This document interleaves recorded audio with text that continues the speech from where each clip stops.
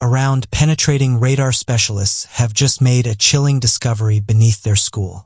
Government officials, including Canadian Prime Minister Justin Trudeau, said the discovery was heartbreaking. What they were referring to was the remains of 215 children that had been found, with the researchers saying that some of the youngest found were aged as young as 3. The discovery was made at the site of a former residential school for Indigenous children. A discovery that Canadian Prime Minister Justin Trudeau said was heartbreaking.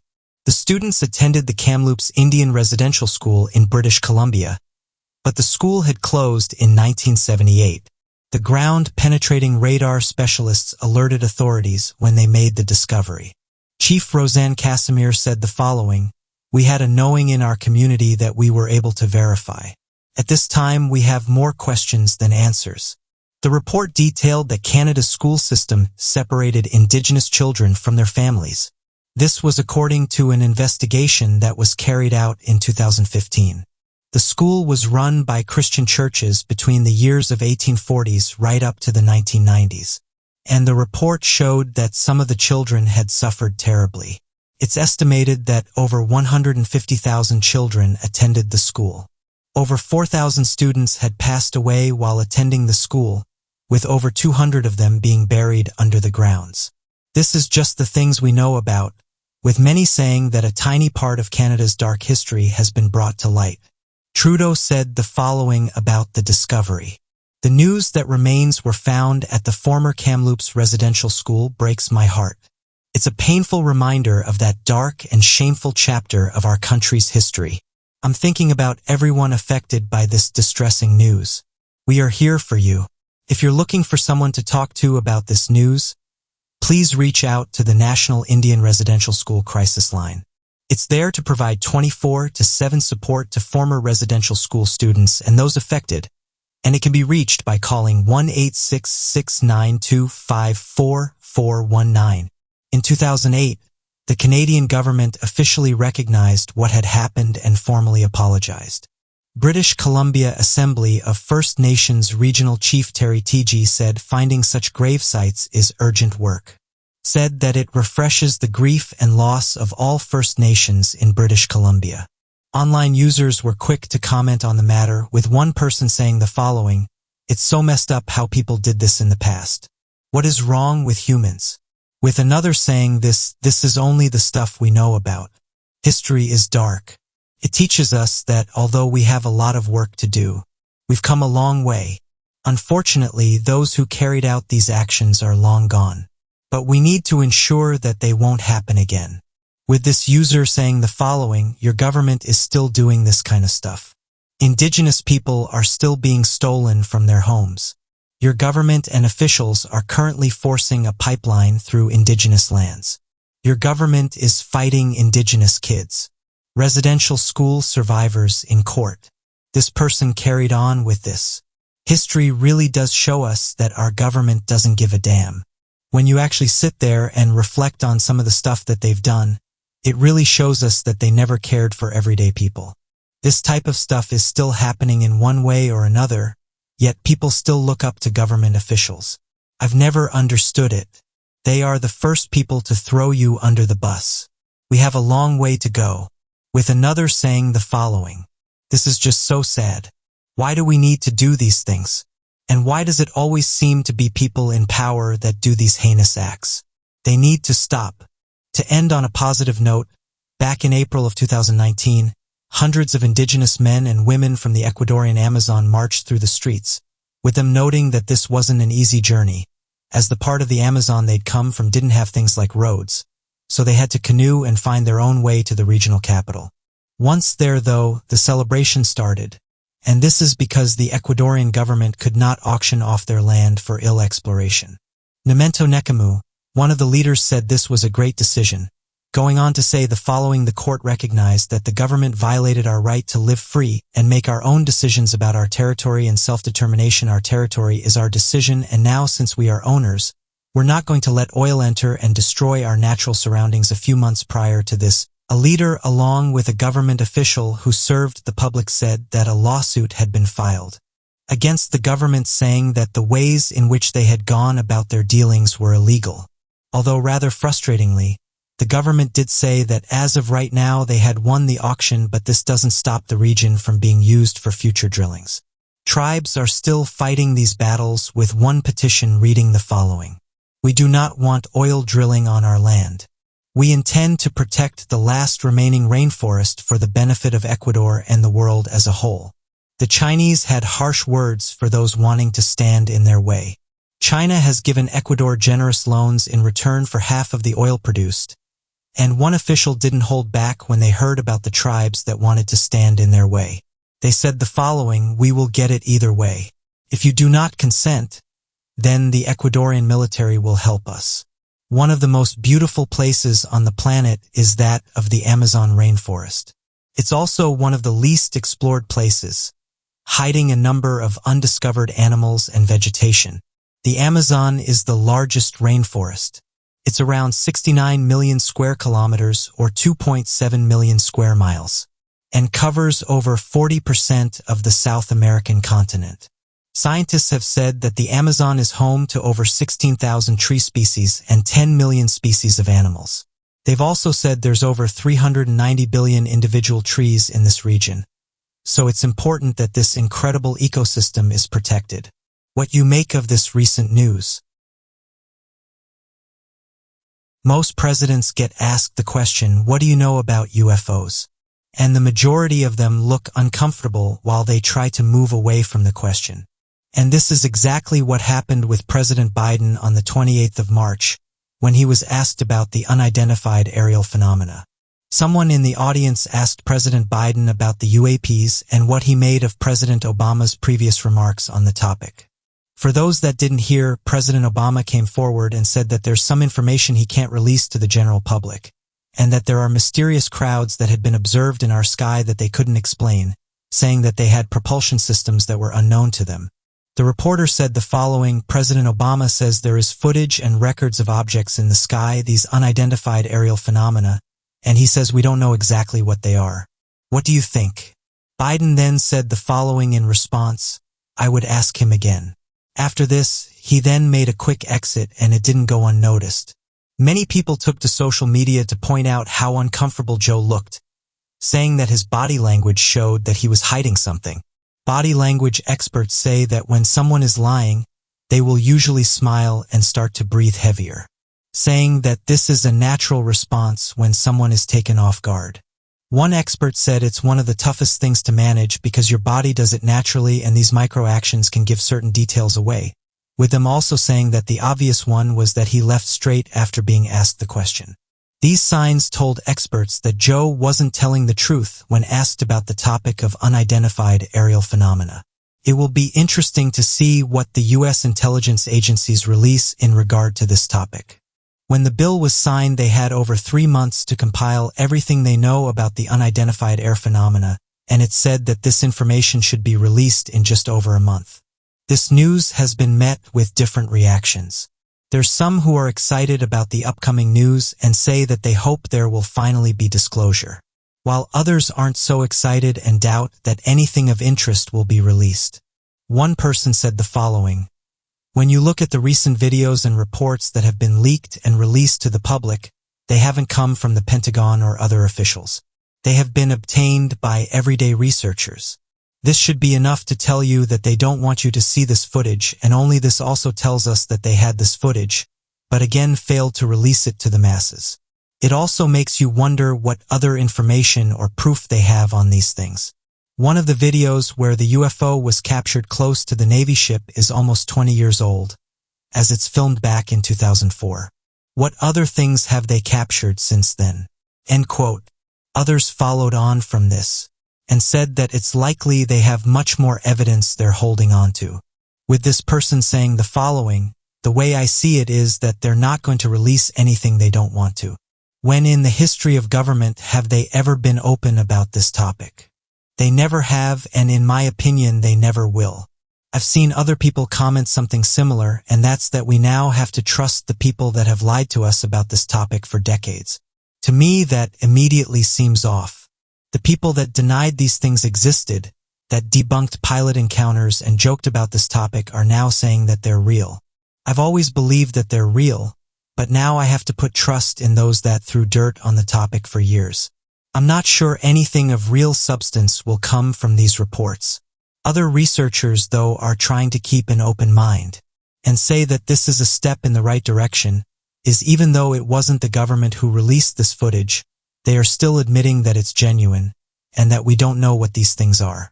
It's a big win in terms of these reports, as people like pilots have said they've encountered these things for years now, sometimes on a daily basis, and even they don't know what they are and how they're able to achieve what they do. Theories for what they are depend on who you talk to. There's some that speculate these crafts are a type of super advanced drone and that they've been watching us from a distance. There's others who believe these things live in the ocean, as reports have said they've been seen exiting and entering the ocean, with them being given the name of unidentified submerged objects. Some are speculated that they may be a form of hyperintelligence, that as of right now we can't begin to understand what they are. This is due to the fact that they're able to do things that defy the laws of gravity. One of the reasons it's thought that they're not carrying biological entities is because of the speed and the G's they're hitting. If anything was inside, it likely wouldn't survive. But then again, as some researchers have pointed out, we're looking at these things through a human lens and saying that this is what would, as of right now though, all we can do is wait for the report to come out, and hopefully we can gain more information.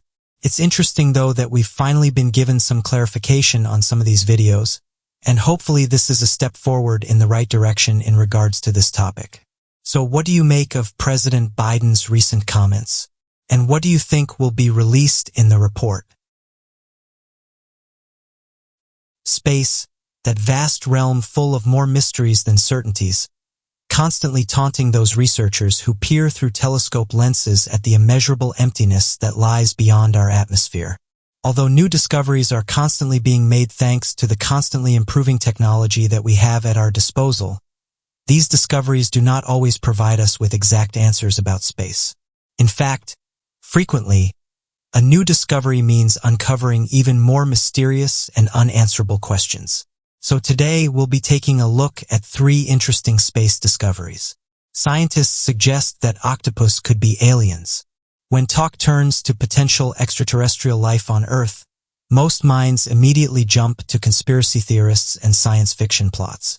Few expect to read findings from the scientific community hinting at alien life. Yet that is exactly what has recently come to light, and not in the way that you would think. A scientific paper published in 2018 in the journal Progress in Biophysics and Molecular Biology attempts to explain the origins of life on Earth and make some startling hypotheses about the octopus, suggesting that the unusual creature possesses a genome that may have gotten its start from somewhere outside of Earth. When studying the development of species, the octopus presents a unique set of problems, which is what has prompted scientists to look beyond Earth for answers. For most species, distinctive and especially unusual features evolved slowly over millions of years, and this progression can be more or less tracked through the species. However, the striking features of cephalopods, such as their large brains and sophisticated color and shape-changing abilities, arrived relatively suddenly in the evolutionary gene pool. A huge leap such as this is especially unlikely in the more advanced characteristics of a highly developed species. These traits burst onto the scene hundreds of millions of years ago, in what is known as the Cambrian explosion, where several modern-day animal groups suddenly began to exist in a form recognizable today. Nobody knows what exactly led to this event, although there are several theories. One possible explanation specifically mentioned in the paper with regards to cephalopods revolves around the cryopreserving ability of space and suggests that a piece of space rock or could have contained viable specimens of an early form of fertilized squid or octopus eggs and released its contents as it crashed into our atmosphere, effectively merging extraterrestrial genes with the genomes on Earth. Another hypothesis is that alien viruses crashed to Earth in a similar manner and infected the genomes of a primitive version of the squid and caused the strange evolution into what we know as octopus today. This is not the first time such a theory has been suggested with regards to the evolution of life on Earth, as it is occasionally brought up as a potential explanation for the currently genetically unexplainable. However, such a theory rests entirely upon the assumption that life does exist elsewhere in the cosmos, and that these life forms could have been transported across the vastness of space on a comet until they reached Earth. Understandably, hypotheses of this nature are impossible to prove and will likely remain just a hypothesis for the years to come. But the idea that we could be sharing our planet with creatures evolved from extraterrestrials is fascinating. Supermassive black hole at our galaxy's center suddenly lit up. Black holes are an entity that many space fanatics are fascinated with, and Sagittarius A* is no exception. Despite the connotations of the name, a black hole is far from empty. In fact, on average, black holes contain roughly 10 times the matter of our sun squeezed into an area roughly equal to that of New York. Is one of the most massively dense areas in the universe and has such a large gravitational pull that nothing, not even light particles, can escape, creating the visual impression of a great emptiness. Because no light, electromagnetic, or radio waves can escape a black hole, they can't be viewed with any telescope or imaging methods, and the presence of a black hole must be deduced through studying the effect on its gravitational pull on nearby matter. As dust and gas are rapidly sucked in by this massive gravitational pull, a large amount of heat is generated, which gives off a flickering glow when viewed with an ultraviolet telescope. This vacuum-like phenomenon is called accretion, and the flaming disk around the mouth is known as the accretion disk. Residing at the galactic center of the Milky Way and measuring over 22 million kilometers, has been classified as a supermassive black hole by NASA. Within the past year, scientists have noticed that Sagittarius A*'s accretion disk has begun flaring approximately 75 times brighter than it has in the 20 years since monitoring first began. Since space has existed for billions of years, it has established a pattern of relative constancy and predictability. So any change in behaviors of galactic bodies is noteworthy. Although researchers are unsure as to the exact reason why the secretion glow is so much brighter, they theorize that it could be that more gas is being sucked into the mouth, causing more heat to be generated. A second theory speculates that a large gaseous object named G2, which has been approaching Sagittarius A* since 2014, has finally been engulfed. However, these theories are unconfirmed, and scientists admit they cannot definitively say why the glow has increased by such a large amount. Some acknowledge that the black hole could also potentially be expanding as it continues to suck matter in and increase its mass. Although black holes do not move around the galaxy and Sagittarius A* has been anchored in the same place for billions of years, as more and more matter folds into its mouth, the mouth would inevitably continue to expand. Currently classified as a perhaps, the increased glow indicates that Sagittarius A* is well on its way to joining the ranks of the categorically ultramassive. Nonetheless, at over 25,000 light-years away, it is safe to say that we have several million years before we have to be worried about our galaxy collapsing into the hungry mouth of Sagittarius A*. NASA launched an atomic clock into space. Atomic clocks have been hailed as the superior method of timekeeping since the 1950s, due to their incredible accuracy, even over extremely long periods of time. Where pendulums and quartz crystal clocks develop discrepancies and can vary between devices, atomic clocks use the frequency of electrons vibrating back and forth when exposed to radio waves, which is an almost impossibly precise method of measurement, and one that allows GPS satellites to pinpoint locations with nearly complete accuracy. These GPS satellites work by using an atomic clock to measure the amount of time it takes for a signal to travel between 2 points, a necessarily precise science in space travel where the difference of a single second can mean either landing on Mars or ending up hundreds of thousands of miles away. However, one limitation of the atomic clock is space. Each clock paired with the GPS satellite is about the size of a refrigerator and must remain on Earth when navigators use its measurements to triangulate the location of spacecraft and then communicate instructions to the astronauts on board. It is a time-consuming process and limits the distance of missions, as spacecraft must remain within range of the GPS satellites and Earth. An onboard atomic clock would mean that the astronauts could calculate their own trajectory, rather than relying on communication from Earth for direction. However, the current design of an atomic clock is too bulky and will not stand up to the changing environment of space travel, which limits the possibilities of astronauts exploring deep space. Until recently, there has been no reliable method for keeping time while outside of Earth's gravitational pull. In June of 2019, NASA placed their newly developed Deep Space Atomic Clock on a spacecraft to orbit Earth for a year.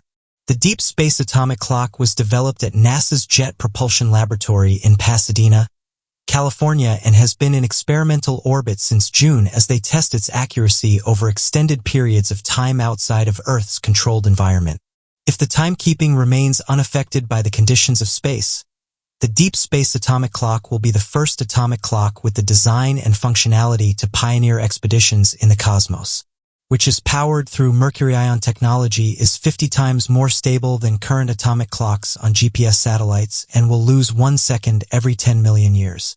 If it upholds these measurements as it orbits on the spacecraft, independent space travel could be much closer than we think. Increasing technology has allowed us to increase our understanding of the galaxy and has answered many questions that were previously thought unanswerable. However, the longer we observe the cosmos around us and the further we venture into those mysterious depths, the more we realize how very little we truly understand and grasp about the mechanics of space. Perhaps one day we will be able to locate alien life or even establish colonies on other planets. But even then, we may never know exactly how many more mysteries lie hidden within the immeasurable expanse of the Milky Way and beyond. But what do you make of these fascinating space discoveries? There's various types of fishing methods, and not all of them go after fish. One example of this is magnet fishing, something that has become popular in recent years. This is because many people have found hidden treasures. It's quite simple. You tie a rope onto a large magnet and throw it into the water, and hope that something sticks on to the end. Some of the most common things that are found include that of keys, earrings, and earrings. However, some people have made some unexpected discoveries, including things like grenades. One of the good things about magnet fishing is that it actually helps the environment, with people dragging out old artifacts and waste, with most magnet users then throwing the rubbish away instead of putting it back into the water. Not everyone, though, pulls in everyday things. With a group of magnet fishermen pulling out more than they'd hoped for in South Yorkshire, England. Members of the Yorkshire Magneteers Club were pulling in their rope when they caught something. Feeling that it was heavy, they were hoping that it could have been some type of treasure, or at least something worth a lot of money. What they didn't expect to pull in, though, was a human. The unfortunate man had passed away, with the magnet fishermen quickly calling the police in order to report what happened. The group had permission to fish that particular stretch of water, with police quickly arriving on the scene to remove the body. Yorkshire Magneti spokesperson Kerry Carter said that a small group of 3 were magnet fishing in the area, saying the following: "There normally would have been children in the group, but thankfully on this occasion no children were present. This isn't the only thing that has been discovered here, with the group finding other artifacts such as cars, pistols, machine guns, and bikes. One of the appeals of doing magnet fishing is that you don't know what you're going to drag up, but others who participate in it have said that sometimes this can be a negative. Others have claimed that they've pulled in hands and feet." Kerry continued with the following: "We have pulled some unusual things out of the water, but this is the first time we've had a body. The body had been in the water for some time and was clothed in a tracksuit. Poor bloke. They thought it was a rucksack in the water at first, and the magnet turned over the body and they realized what it was and called the police immediately. It was a massive shock for them all, and I was particularly concerned for one of the members as they have PTSD. He's a bit shaken up, but they've taken him to McDonald's for a cup of tea. I think they are thankful that they found the poor guy and have been able to give him some respect in death." End quote. Magnet fishing has also been called dangerous by some, as certain individuals will try and fish places that are hard to reach.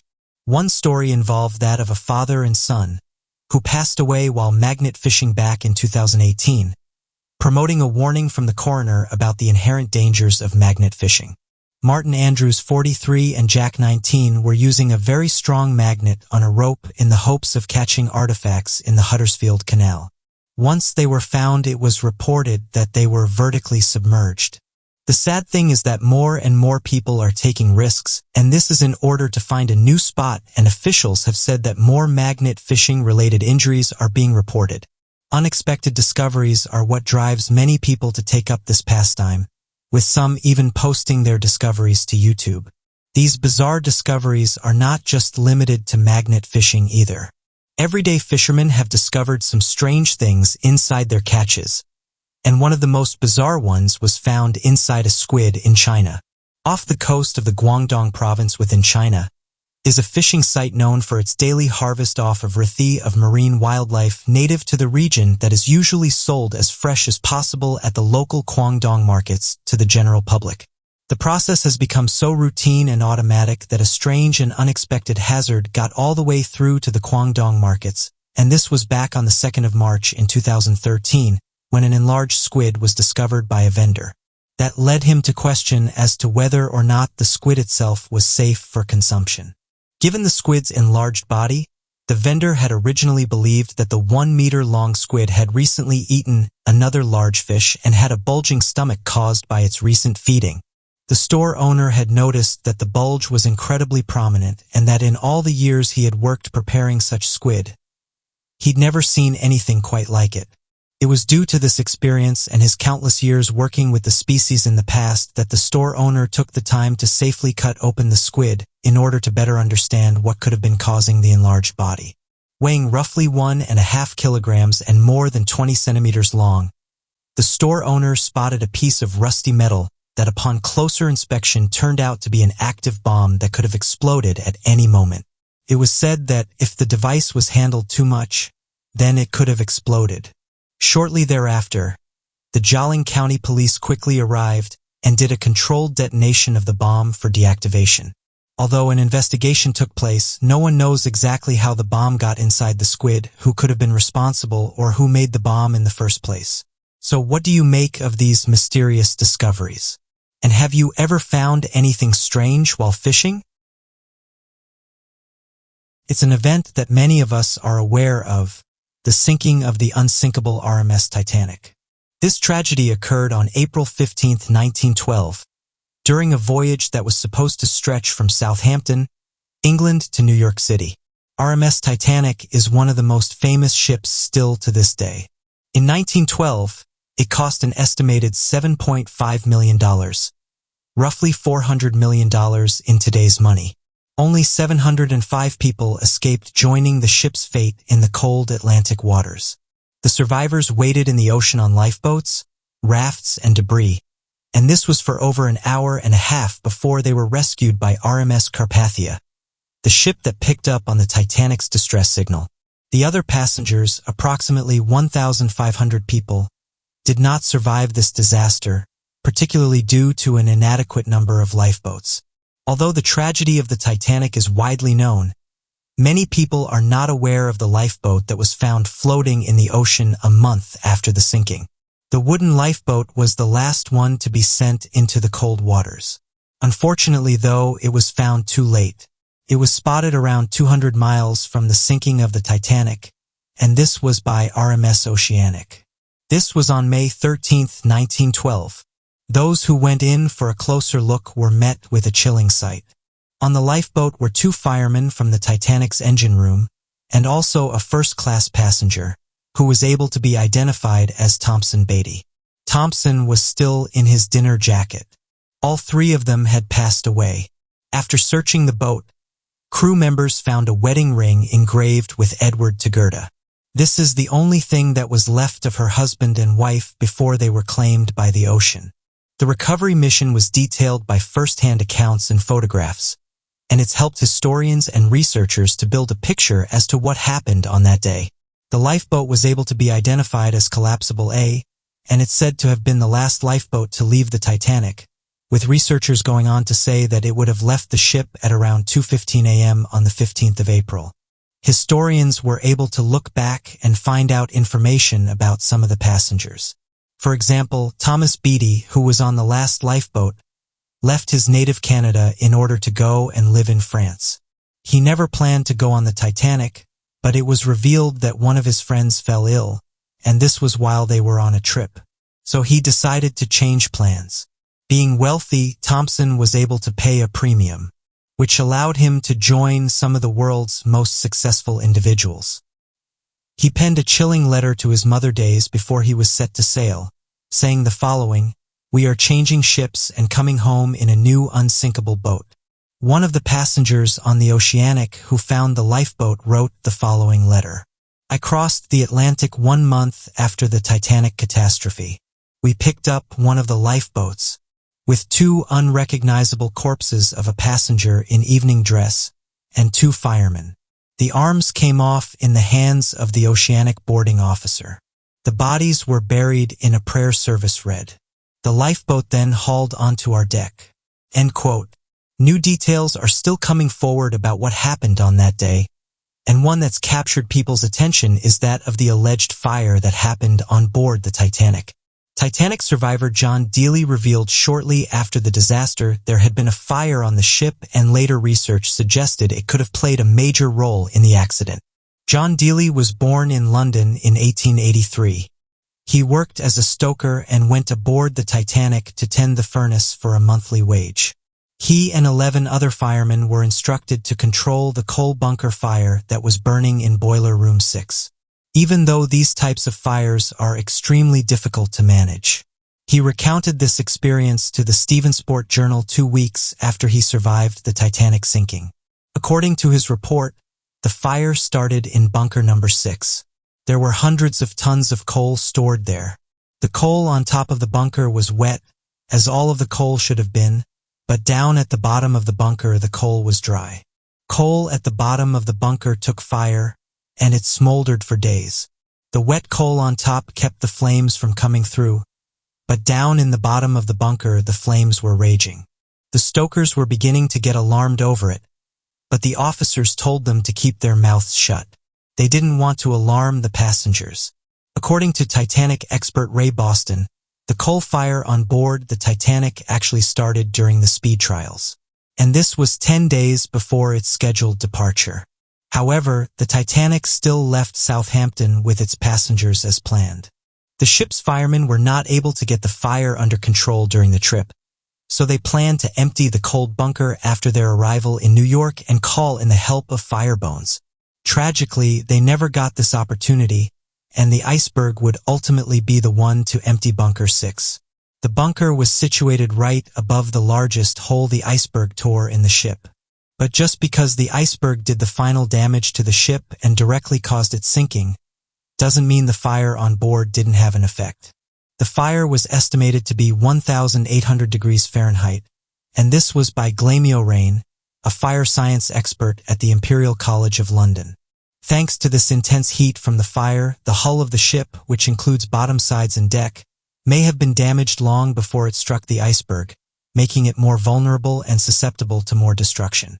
Irish journalist Zainan Monali, who studied the Titanic for over 30 years, found evidence of this through his investigations, and this was of photographs taken of the ship before it even began its journey. He discovered 30-foot-long black marks on the hull, right at the spot that would eventually be impacted by the iceberg. Engineers at the Imperial College of London were able to connect the mock to the raging coal fire. Another way the fire may have escalated the collision was through its influence on the ship's speed. The Titanic was operating at full pace when it hit the iceberg, above the recommendations for the conditions. Stokers may have been shoveling as much coal as possible into the furnace to fight the fire, which could have caused the engines to work harder, leading to the increase in speed. The extra momentum would have made evading the iceberg more difficult, and it also would have increased the force of the impact. The fire may have also sped up the sinking process. Even though the iceberg struck the hull, the Titanic designer who was aboard the ship believed the bulkhead, the protective wall inside the hull, would hold the water back. However, the bulkhead had been damaged in the fire, which may have shortened the time it took for the water to flood in. While it's likely that the iceberg would have sunk the ship regardless, it's probable that with less fire damage to the bulkhead, it would have held up for longer. So what do you make of these Titanic discoveries? Photographs have been taken in India, showing what appears to be a mysterious entity walking the streets. The photos were even covered by the news, with them describing it as a large humanoid with long limbs, having a grayish and yellowish body that reflected light, a large head with 2 black eyes, and walking in a mysterious manner. Once the photographs were released, various theories were put forward by locals and those who saw the broadcast. Residents said that the humanoid could be seen walking down a road and walking across a bridge in Jharkhand, which is located in eastern India. The photographs started to emerge on the 28th of May, with residents saying that it could be seen near the newly constructed bridge, but said that they couldn't identify what it was or what it was doing there. Bikers in the region said they stopped to get a better look at it, saying that it stood out due to its skin that reflected their lines. When the photographs were posted to social media, people couldn't seem to agree on what they had captured, with some saying that it looks like an extraterrestrial, while others said it looks like the mythical skinwalker, a creature that's said to have the ability to take on the form of other creatures and disguise themselves, while some suggested it was just a resident in the region. Although some pointed out if this was the case, the locals wouldn't have acted the way they did. Others close to the region said there's been reports of witches throughout the area and claim that this mysterious being may have been a churl. This creature is well known throughout India, Bangladesh, and Pakistan, and it's been described as an entity that you wouldn't want to run into. The churl is described as the ghost of an impurified living thing. It is also known as the tree spirit, as it tends to latch onto trees in the jungles of Asia. She allegedly takes on the form of a beautiful woman, luring men she wants revenge on into the woods, only to take their life or cause them to disappear never to be seen again. Chills are thought to come from women who've experienced an unnatural loss of life.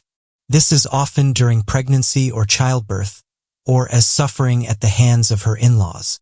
Often, churros will haunt the men of a certain family, as the spirit of a mistreated woman related to them. Once appearing to men, again often in a jungle, the mountains or other remote places, she removes her cloak of beauty to reveal a monstrous creature. The true form of the churro is a woman with a horrid appearance. Depending on the country from which the legend originates, churros can have black tongues, no mouth at all, a face that resembles a pig, claw-like hands and fangs. Others suggested that the unknown entity may have been an extraterrestrial, saying that above the creature were strange red lights that were seen flying around the area, with locals saying that it seemed that the two were attached to each other. These mysterious lights worried the locals as they said that the beings suddenly appeared out of nowhere. Those who live close to the bridge suggested that something bad may have happened there, and this is the reason why the entity was seen walking close to it. One idea that was put forward was that the humanoid in question may have been linked to the paranormal. Authorities in Jharkhand have told people to relax and said that they're carrying out their own investigations into what happened, saying that they're currently talking to eyewitnesses who saw the individual and that they hope to get to the bottom of what was seen. As of right now, though, we have no answers. We only have eyewitness testimonies. Some eyewitnesses took to social media to voice their opinions. One person said the following, "I don't think we're seeing anything strange here. To me, this just looks like someone with bad nutrition. Something that's commonly seen here in India. It's giving off the illusion that is something else. When I think that all we're seeing is a human that's skinny." End quote. Another person went down the route of suggesting it was linked to the mysterious lights. They had this to say, why were the mysterious lights seen in the sky just moments before this entity turned up? I think that's strange, and I think it proves that something is going on here. It's likely that we won't be told the truth about what was just seen. End quote. One of the most interesting legends to surface from the country of India, and that led to a full-on investigation from police that spanned for several months, was that of the mysterious ship-shifting walls. Back in 1983, there were reported cases of people from India that suddenly went missing. Police later uncovered that the individuals were taken by reported sightings of mysterious walls. This didn't make sense at first, as there appeared to be no evidence that large wolves were taking these people, as well as the fact that one father reported a wolf standing up and throwing rocks at him as he tried to run after his family member. These strange reports led many locals to believe that perhaps strange supernatural worshippers were living in the region of the sightings, and that they were ultimately behind the mysterious happenings. Sadly, no concrete evidence was ever uncovered. That would help authorities answer what happened, And it's due to these stories that some have said that the same will happen again. There's also various areas spread across India that talk of mysterious entities, with locals saying that during the night in certain areas, no one dares to venture outside, saying that those who have often gone missing and are never seen from again. It's one of the reasons why locals will keep their distance if they see something like this. As mentioned though, as of right now authorities are investigating the matter and have said that once they have an answer for what was seen they will update the general public. So what do you make of these mysterious photographs? Do you think they show something mysterious? Or is it just a human? Have you ever wanted to visit a creepy island? The lure of the mystery and the scent of tragedy can be an incredible buzz for some, and if you've ever been a fan of horror, then the macabre is often far more appealing than the traditional. However, the question of spirits, evil ghouls, and loss of life roaming the islands isn't one for the faint-hearted. So today, here at Unexplained Mysteries, we'll be taking a look at 3 creepy islands. Pesh Island. Pesh Island is a small island that lies just offshore in the Detroit River in the U.S. This island is located in the middle of an urban metropolis and seems to be of high commercial value. Yet, it is completely abandoned and all the development plans related to Pesh Island seem to have failed. It is believed that there is a curse on this island. The island was once a home to a French-Canadian family named La Forêt de Tenon. This family lived in the island for 34 years, from 1800 to 1834. However, due to various reasons, the family abandoned the island and shifted to another place. Later, the descendants of the family sold the island to another party. In the late 1800s, the island was bought by a man named Hiram Walker. He tried to develop the island as a permanent holiday resort for his family. He built a huge mansion that had 40 rooms. He dug lakes across the island and planted hundreds of trees. He also developed a golf course and stables for horses. However, Hiram Walker died soon after the completion of the resort. The property was transferred to his daughter, who also died a few years later. The property had various owners during the subsequent years, but no one could enjoy living on the island for a long period. Later in the 1950s, it was purchased by a private company who tried to convert it into a public holiday resort. But its plan failed as well. Since then, there have been many efforts to develop Pesh Island, but it seems that some mysterious curse is not allowing the development of the island and it sits in the middle of Detroit as a modern urban mystery. Man claims to have escaped from Alcatraz. Most people know of an escape attempt from Alcatraz. The subject of one of cinema's most famous movies, the 1962 escape, has been shrouded in mystery from the get-go. The 3 men involved, John Anglin, Clarence Anglin, and Frank Morris, were inmates at the penitentiary for their involvement in a bank robbery. Through their ingenuity, the trio showed the world that the high-security prison was not escape-proof after all. Supposedly, the men dug a small tunnel out of their cells using sharpened spoons as their only tools. The effort took months to complete, and the men crafted a raft out of their raincoats and set off on the choppy San Francisco waters in the middle of the night. Despite their escape, the men were never seen again, leaving many to wonder if any of the escapees made it across safely. For decades, people have argued for and against the survival of the 3 criminals, with many believing that the swim across the bay would have been impossible for the 3 men to complete. Yet people do swim the journey today. However, in 2018, an interesting development came to light thanks to the San Francisco Police Department. In 2013, the San Francisco television station KPIX received a letter from an unknown sender, claiming to be from the prisoner John Anglin. The now public letter is an incredibly interesting read, as it includes some closure on the famous mystery, if it is to be believed. It begins with, "My name is John Anglin. I escaped from Alcatraz in June 1962. Yes, we all made it that night, but barely." The letter goes on to explain what happened to the other 2 inmates. According to the letter, the other Anglin brother, Clarence, passed away in 2008, while Frank Morris passed away in 2005, supporting the idea that the trio lived on into old age. That said, the letter is not all positive. John Anglin goes on to state that he has cancer and also tries to bargain with the police in exchange for medical care, stating that, "If you announce on TV that I will be promised to just go to jail for no more than a year and get medical attention, I will write back to let you know exactly where I am." While somewhat bone-chilling, the letter's authenticity has obviously come into question.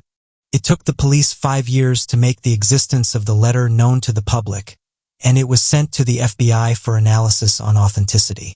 Interestingly, in comparisons between the handwriting of the 3 inmates to that of the submitted letter, the results were inconclusive, according to the U.S. Marshals.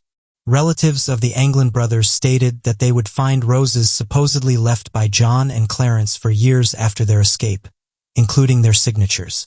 So what could it be? Is this letter just some prankster with too much time? Or could it be the last contact made by one of the United States' most wanted men? San Savolo. Just 10 minutes from Venice lies an island with a dark and troubling history, San Savolo Island. While Italy is typically known for its decadent dishes and stunning Mediterranean landscapes, one would not travel to San Savolo to take in the view. It is, however, perfect if you are a history fanatic with a liking for the macabre. The history of the island is intricately linked to the monasteries and hospitals that were built there. The first being the church dedicated to San Savolo, a martyr from Trieste. Between the 9th and 13th century, the island served as home to the Benedictine monks, joined later by a gaggle of nuns that had escaped the convent of St. Leon in Basso that had been utterly destroyed by a raging seaquake. However, by the 18th century, only a few nuns were left. As a result, during the war against Turkey in 1716, the monastery was shut down and transformed into a military hospital. From 1725, the Senate of the Republic of Venice made an executive decision. The hospital and the island itself were both used as a makeshift insane asylum after mental illness was first recognized as a disease that could be cured. To begin with, the asylum was only used for rich patients that could afford their own treatment. Unfortunately, because of their class and resulting poor diet of polenta, many of these patients succumbed to pellagra, a condition characterized by mental confusion and bewilderment. Completely exclusive and entirely in keeping with the times, San Savolo only allowed male patients to attend the asylum. There were just 5 doctors in total, directly in charge of taking care of over 700 patients, each with a range of mental illnesses still being researched. For over 250 years, the island was used as a dumping ground for all of Italy's mental health patients. That is until the main hospital was shut down for the final time in 1978, due to a reform of the Italian legislation on psychiatric hospitals. Somewhat unsurprisingly, the metropolitan city of Venice, the closest city, now owns the island, including all estates and cultural assets associated with the asylum.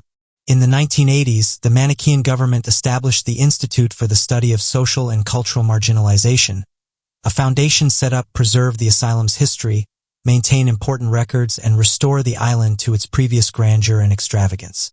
Since 1995, the island has also been home to Venice International University, a center for research and education formed to bring the island's economy back up and provide a tourist attraction. Even more recently, the Venetian government began hosting an international artist's residency out of the museum, which has since become a site for countless stunning exhibitions, vibrant festivals, and mind-blowing performances. What do you make of these spine-chilling islands? Earth's only natural satellite is the moon. It's likely that ancient humans would have looked up to the cosmos with awe, and we have evidence that they tried to understand it. Scientific advances have helped us to better understand the planet we live on, and also the space around us. The moon is one place that's of particular interest, and every year scientists and researchers are making new discoveries, showing us how little we know about the moon. Although countless detailed photographs have been taken of our moon, some of the most interesting ones are those that depict strange things, and these have caused a variety of different theories to be put forward in order to explain them. One of the most recent ones to do the rounds is this one that shows what looks like a mysterious object close to the moon.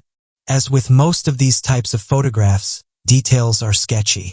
Some say this is an old NASA photo. while others say it was recently taken by an amateur astronomer. Regardless, the interesting thing about this photograph is the odd-looking object seen just above the surface.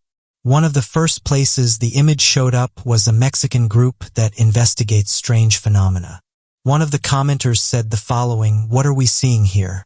This large object seems to be casting a shadow on the moon. Is there any more information about this?" While another person said this: "This is an incredible capture and clearly shows something huge. This is one of the most interesting photographs I've seen that shows something strange close to our moon. Who knows what this thing is?" One person even suggested that the object may have been a cloud of dust, and that it was created by a meteor that made contact with the moon. NASA said the following about this on their website: "Moon experiences a heavy bombardment or small meteorites that models had predicted.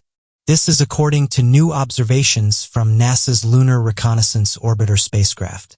The result implies that lunar surface features thought to be young because they have relatively few impact rates, maybe even younger than previous estimates.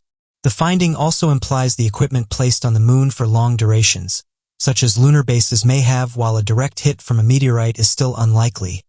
A more intense rain or secondary debris thrown out by nearby impacts may pose a risk to the surface assets." Others, though, said this may be an unidentified flying object, and note that in recent years various different cameras have detected mysterious objects close to our moon, with amateur researchers saying that one of the best places to see these objects is via the International Space Station, as this man-made lab has fresh cameras mounted to the outside of it. Others even came forward in detail that they had seen mysterious objects while they were looking through their telescopes, but noted that they didn't have any camera equipment at the time, so were unable to document proof of it. This is just the most recent report in a long list of mysterious sightings, and although space agencies like NASA have said these objects are not of interest and likely fall under the bracket of space debris or camera anomalies, others are not so sure, and note that with all the recent reports of mysterious objects, perhaps there is some substance to these mysterious photographs. The government has admitted that these crafts are real, but we currently don't know what they are, where they come from, how they're able to travel at the speeds they do. One place that's been featured in the news a lot is that of the dark side of the moon. The dark side of the moon is a term that's commonly used to refer to the side of the moon that's further from Earth, the side that we can't see. Humans were not able to see the far side until 1959, when it was photographed by a Soviet probe, and the first craft to land directly in the far side didn't do so until January 2019. Despite its familiar presence in the sky, much of the moon's surface remains a mystery. Scientists have known for some time now that the moon's many craters extend all across the surface. Not only is the far side cratered, it actually holds one of the largest observed craters in the solar system, called the South Polacan Basin. The basin is 2,500 kilometers in diameter, and it ranges up to 8.2 kilometers deep. It's thought to have been created by a massive impact from a meteor over 4 billion years ago. In the 1990s, a series of unmanned missions called the Galileo and Clementine visited the moon and took high-quality images of its far side. However, images were all we had to rely on until January 2019. A Chinese spacecraft called the Chang'e 4 achieved humanity's first soft landing on the far side of the moon, touching down in the center of the South Akan Basin. After a year of study, the Chinese government released the raw information gathered by the Chang'e 4, including a revelation that stunned researchers. The mission had discovered a huge metallic mass located under the surface of the basin. According to researcher Peter B. James, they explained that the mass was like if scientists had taken a pile of metal 5 times larger than Hawaii and buried it underground. That's roughly how much unexpected mass we detected. One of the explanations of this extra mass is that the metal from the asteroid that formed this crater is still embedded in the moon. The 4.8 quintillion mass is so dense that it weighed the basin floor down by nearly a kilometer. The implications of this discovery are huge. Scientists can now closely study the results of interplanetary impact, and they can understand how foreign metals came to be on the moon and remain so close to its surface. The moon, our nearest and most often studied neighbor, may hold many secrets. So what do you make of this mysterious photograph? And what do you think it shows? Is it an unidentified flying object? Or is it just space debris? Ancient Egypt was one of the most elaborate and distinct cultures that we have ever seen in the ancient world. The inhabitants of the Nile River Valley created a land of unbelievable art and structures that seem almost impossible to imagine, even with today's modern technology. Because of this, the ancient Egyptians left us with an incredible number of mysterious artifacts to attempt to interpret for clues about that powerful culture that reigned supreme for thousands of years. So today, we'll be taking a look at 3 mysterious Egyptian discoveries and what they might teach us about the incredible culture of the ancient Egyptians. The empty tomb. Although this might fit better in the description of a lack of discovery, many Egyptologists originally claimed that the pyramids were most likely used as a symbol of power and wealth in the life of a pharaoh, and so was used as the largest sign of this power to be a burial place for the pharaoh in his passing. The truth is, this theory seems to be furthest from reality, and though many Egyptologists claimed there was overwhelming evidence for why the pyramids were nothing more than a large tomb with a sarcophagus at the center of the structure, there has been no such discovery. In fact, when experts examined the supposed sarcophagus that was at the center of the structure, they found that at no point did it contain human remains of any kind. Additionally, the entire room did not seem to have any of the same markings seen in tombs such as that of the Valley of the Kings, and there was no evidence that the sarcophagus was at the center of the structure. Of there having been any objects in the rooms to begin with, this has led many to believe that perhaps the pyramids served a more functional purpose, and that there does not seem to be any real evidence whatsoever to support the pharaoh tomb hypothesis. Tomb of the Silver Pharaoh. Susan-I, the tomb of King Tutankhamun, is well known as one of the most lavish tombs of an ancient Egyptian pharaoh yet discovered. However, his is not the only example of a decadent burial place. Susan-I, a little-known pharaoh who ruled from 1036 BC to 939 BC, ruled during the unstable and divided Third Intermediate Period in Egypt. A member of the 21st dynasty, he controlled a weakened Lower Egypt and was thought to not hold much significant power. Because of this, historians generally neglected the potential location of Susan's burial place in the search for more prominent tombs, an assumption that turned out to be entirely false. In 1939, French archaeologist Pierre Monti stumbled upon the pharaoh's tomb entirely by accident. Nobody had even considered that there could be such a major tomb in the area, and what was inside the tomb was even more astonishing. Decadent jewels, gold, precious metals, and ritual objects were only secondary to the totally unique, exquisitely detailed silver sarcophagus that contained the mummified body of the underappreciated ruler. However, even after the discovery of such a magnificent tomb, the importance of Susan was once again overlooked. As World War II broke out and the riches were all but forgotten as Europeans turned towards the conflict threatening their homeland. Once further study of the artifacts and components of the tomb could be resumed, what archaeologists found let them know that Susan was not as insignificant as they might have once thought. The most striking element of the discovery was the silver sarcophagus, which remains the only example of a silver sarcophagus ever found and was crafted with such detail, and that many consider it to be one of the most outstanding examples of ancient Egyptian metalworking ever discovered. While gold was considered the flesh of the gods and was readily available in Egypt, silver was regarded as the bones of the gods and had to be imported from far-off lands, making it even more valuable than gold. The amount of silver used in the sarcophagus makes it easily one of the most expensive items ever found inside of an ancient Egyptian tomb. Fine metalworking also required a substantial amount of manpower, especially when crafting numerous or very large objects. Based off of the amount of luxurious silver items and the sarcophagus found in the tomb, archaeologists know that Susan was much more powerful than at first believed, possessing both the immense wealth and manpower to be buried in such state. Susan ruled for over 50 years, an incredible feat to retain power for so long in the time political upheaval and war in which he was alive. This lengthy stint indicates that he was likely an incredibly influential ruler who was able to control the flow of power, wealth, and loyalties in Lower Egypt during his rule, making it possible for him to be buried in a luxurious tomb like no other yet discovered. All told, The wealth and luxury found in the tomb of Susan is enough to rival even the tomb of famous King Tartus, making archaeologists and historians realize that perhaps they were wrong in writing of the Silver Pharaoh as insignificant in the history books. Egyptian dagger from space. Throughout Egyptian mythologies and legends, there are numerous records that detail the Egyptian gods providing many gifts to humanity and to the then reigning pharaohs of Egypt. Many of these gifts ranged from animals, such as the domesticated cat, to weapons and daggers made out of special materials. Oddly enough, evidence of this was found when archaeologists could be found in tombs that predated the Iron Age by over 200 years.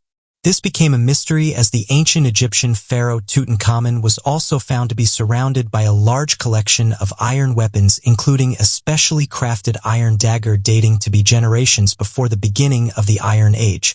The ancient aliens community speculated that perhaps these iron weapons were the gifts and that perhaps they were forged from materials found in space. Oddly enough, this turned out to be true. In an effort to better understand the creation of these strange weapons, archaeologists and Egyptologists sent in samples of the weapons to undergo further testing to find out any additional information surrounding the weapons. The test results found that not only were these daggers filled with a variety of different minerals impossible to craft, but that the composition of the materials matched those found in meteorites and not found on the planet Earth. This has left many experts scratching their heads as to how this could have occurred, and even more members of the ancient aliens community gathering the evidence of extraterrestrial visitation in the past. But what do you make of these mysteries from Egypt? The human brain is an absolute extravagant mechanism that humanity is still struggling to understand even in the modern era. When we look at the makeup of our mind, we don't see anything out of the ordinary. Seemingly made out of simple fats and waters, for eons it appeared to be a rather unimportant organ to human beings. In fact, ancient cultures that valued highly the organs of the deceased, and what to preserve them so they may be used in the afterlife, would cut up the brain and empty it out as waste, believing it to be of very little importance. It wasn't until the discovery of nerve cells that human beings began to realize the importance of the brain. Gray matter was then understood to be made up of hundreds of billions of neurons. In fact, the human brain has so many neurons that their purposes are still being outlined and studied today. What originally went from a clumping of water and fat became the command center of the human body. It became responsible for instinct, subconscious developments, conscious decisions, dreams, personality, behavior, emotions, hopes, information stimuli, and everything else that makes you who you are as a human being. All of it being run off electricity. You see, our brain is the most efficient computer there is. Running off the equivalent of 20 watts. Our brain, even at rest, consumes 20% of our body's energy. Neurons send signals throughout our nervous system to stimulate cells and muscles, but react to these electrical currents generated by our brain. In fact, neurons are milli-organic wires that help to transmit these energies throughout the framework of the human body, using the nervous system as a highway to deliver information data to different organs and cells. So if our brain, our personality, everything we are comes from electricity, it is not hard to understand then that perhaps this is the mechanism of our soul. Perhaps there are still supernatural secrets yet to be discovered in the design of our mind.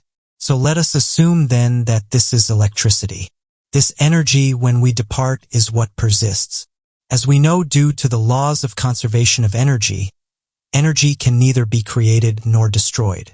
It will always persist. Two leading scientists have come forward and said that the human brain is a biological computer and the consciousness of a human being is a program that runs by the brain's computer. It's believed that within the human brain there resides around 86 billion brain cells.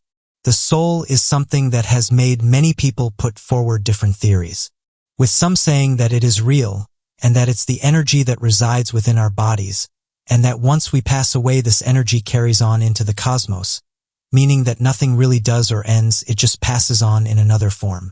There has always been a debate about the soul of a human and whether or not it goes on after life. There are those that believe that your soul is what's actually keeping you alive, while others suggest the soul is nothing. However, Recently, researchers think they've found a new truth about the soul. They've put forward the theory that the soul doesn't die. It goes back into the universe. Dr. Stuart Hameroff, who is a physicist, and Sir Roger Penrose, a mathematical physicist at Oxford University, have been working on the quantum theory of consciousness. Both of them suggest that the soul of a person is in the microtubules of the brain cells. It sounds confusing, but the doctors think the human brain is just like a biological computer, and the consciousness we experience is run by the computer inside the brain. This means that it will continue to exist after the human is gone. Both of them suggest that what humans think of consciousness is the result of the effects of the quantum gravity that is situated in the microtubules. The doctors said that when the heart of a person stops beating, the blood then starts flowing around the body. In return, the microtubules inside the brain begin to lose the quantum state. However, the quantum information that is in the microtubules does not get destroyed. Instead, it gets distributed into the universe. This could mean that after our death, our memories will enter the universe and carry on. Scientists have stated that humans may never be able to understand the universe. No one truly knows what happens when we pass. Many theories have been put forward, but humans will only know the truth when we experience it. Many of us have a natural fear of this. This may be due to the fact that we associate it with pain. But if this theory is correct, it could mean that life on Earth is just the beginning. Recently, a neuroscientist has identified a previously unknown part of the brain. Not only that, but it appears to be unique to humans. This discovery was made by Professor George Pactions from Neuroscience Research Australia.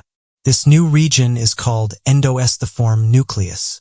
The professor has a theory that it existed decades ago, but has only been able to recently confirm it due to advances in medical imaging. However, the researchers are not entirely sure what this new region does, and so far it remains a mystery. The professor said the following: the endoesthiform nucleus is intriguing, because it seems to be absent in certain monkey species and other animals that we've studied. This region could be what makes humans unique besides our larger brain size. It's discoveries like these that show us that the human body is still somewhat of a mystery.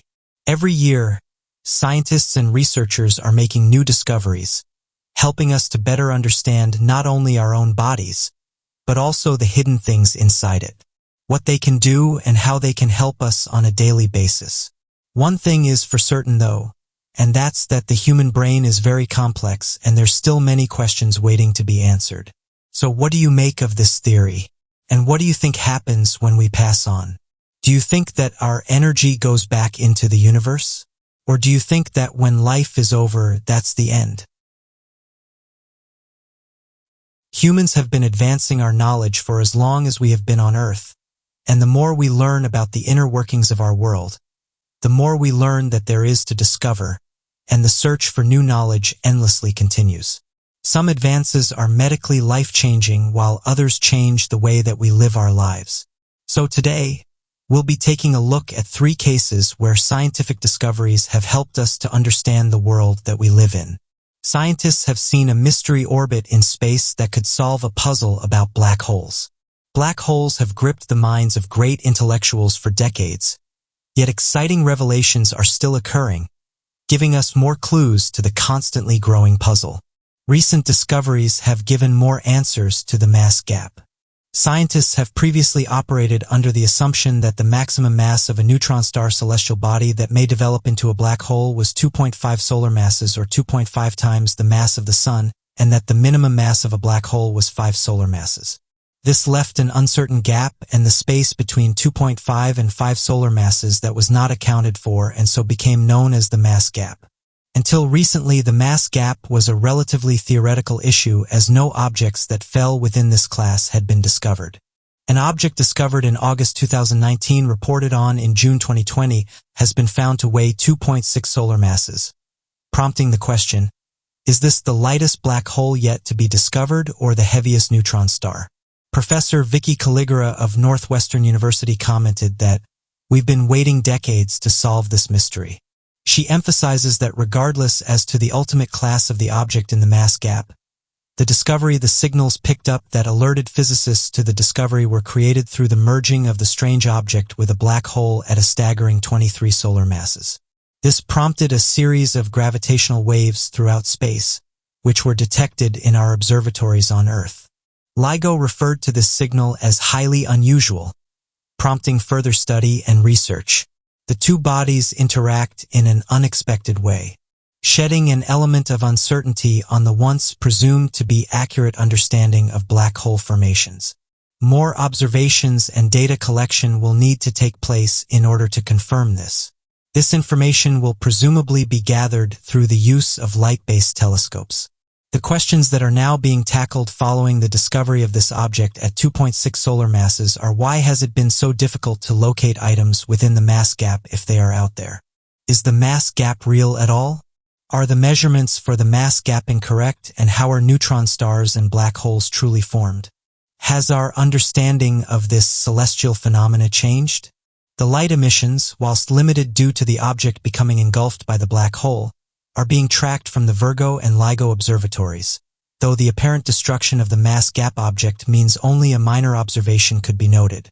As technology advances, we can only hope to discover more objects within space like this, as we strive to ask more questions and gain more answers. From the exciting revelation of new items to discoveries that make us question what we already know, the searching and exploring of space is never ending. We can only hope to find answers to the puzzles out there and continue to make our way through the universe. Methane cycle on Mars. Only a few years ago, NASA made an incredible discovery in which the initial signs of life on Mars arose for NASA astrobiologists and research scientists back in 2004, and then again later confirmed back during the landing of the Martian probe in 2014. The private space agency originally saw signs of a methane plume ejecting from the surface of Mars and began to quickly theorize its implications as an organic molecule of which only finds natural formation via the creation of a variety of bacteria. After many sleepless nights, engineers of the space agency worked to send a Martian rover with the capability of testing the Martian surface for additional organic molecules. Later, in 2014, Martian rover Curiosity began collecting evidence of methane traces in the Martian atmosphere and made a startling discovery.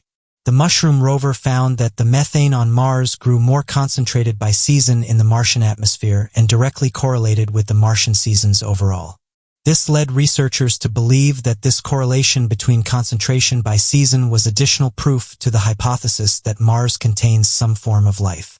Methane is also an organic molecule, and the majority of methane on Earth also correlates with our seasons, as certain bacteria and microbes eject this organic molecule into the atmosphere during summer and autumn seasons, similar to what the data shows in spikes of methane across the Martian atmosphere. Although definitive signs of life have yet to be observed on the red planet, the odds of this observation seem to be more and more promising with the passing years as Curiosity uncovers additional complex organic molecules and continues its drilling processes to locate biosignatures of life. Cold blob in the North Atlantic Ocean in 2015, researchers found a strange anomaly on the global temperature maps. 2015 was the warmest year ever recorded. However, one part of the North Atlantic Ocean appeared blue on the temperature maps and was found to be much colder than the rest of the ocean. The anomaly, known as the cold or blue blob, was located near Iceland and Greenland in the North Atlantic Ocean. This anomaly sparked concern amongst scientists all over the world, as it was initially considered to be a result of global warming. Initially, researchers suggested that the unusual cold spot was a result of a slowdown of the process known as Atlantic Meridional Overturning Circulation, or AMOC. It is described as the interaction between salt levels and cold and hot ocean temperatures in the North Atlantic Ocean. Researchers believe that the phenomenon is caused by the melting ice in Greenland. As a result of this melting ice, the fresh water is poured into the ocean, affecting its temperature as well as salt levels. It was believed that the Gulf Stream, which is the warm current in the Atlantic Ocean, was slowing down, causing the cold blob. And if the slowing down process continued, it could alter the climate of the entire region.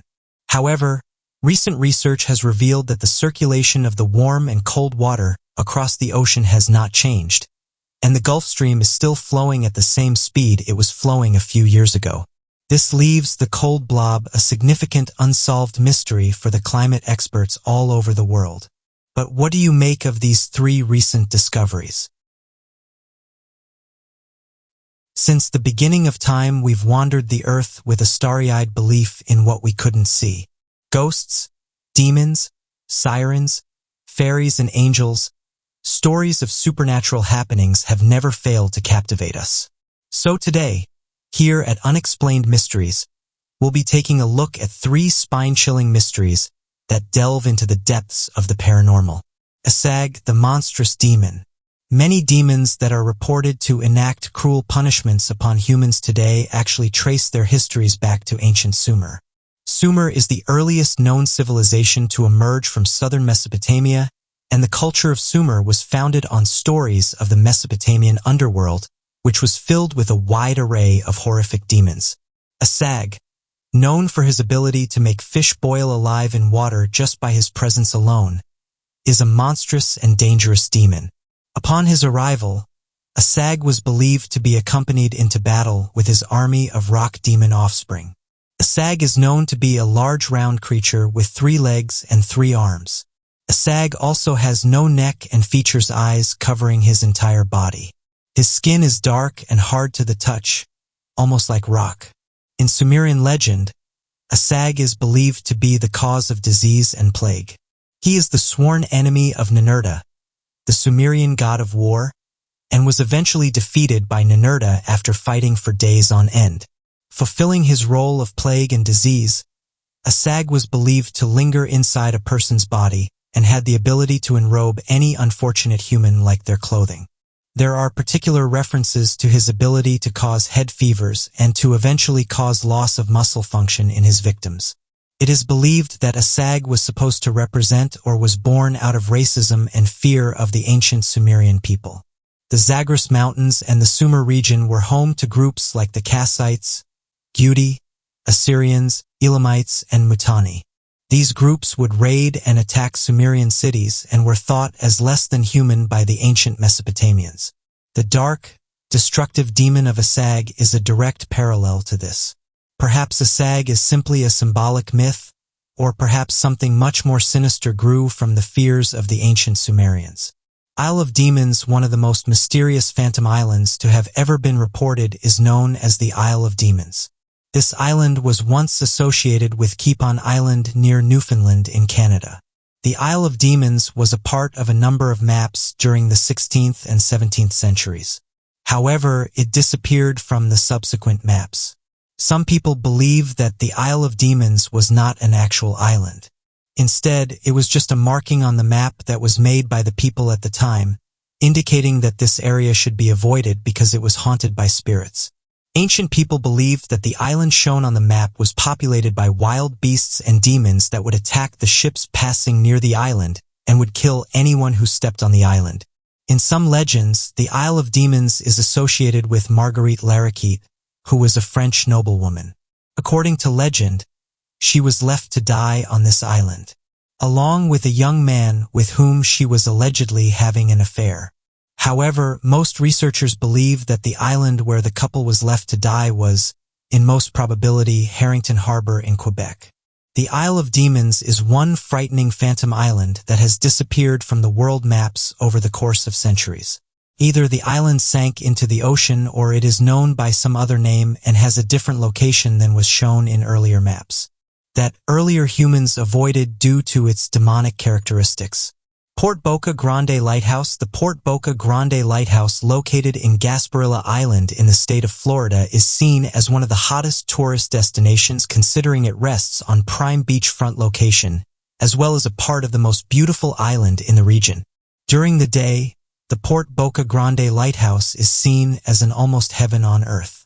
At night, however, the lighthouse takes a rather dramatic turn, as the staff often report that could lead you to experience a strange encounter that's completely unexplainable in the scientific realm.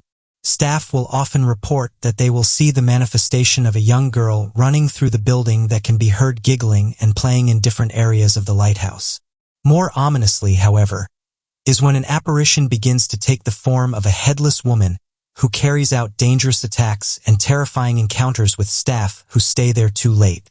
Many have speculated that this apparition might be the body of Josefa, a Spanish princess of whom was attacked by a pirate in the region and never heard from again.